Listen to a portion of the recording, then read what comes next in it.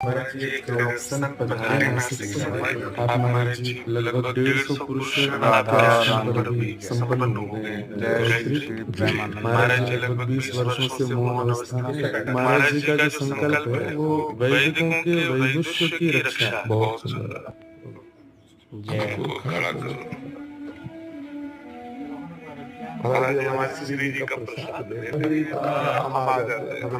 दिगंबरा दिगंबरा श्रीपाद वल्लभ दिगंबरा दिगंबरा दिगंबरा श्रीपाद वल्लभ दिगंबरा दिगंबरा दिगंबरा श्रीपाद वल्लभ दिगंबरा दिगंबरा श्रीपाद वल्लभ दिगंबरा। भगवान की कृपा है, अपने निष्ठा में रहे, अपने शुरू राधा।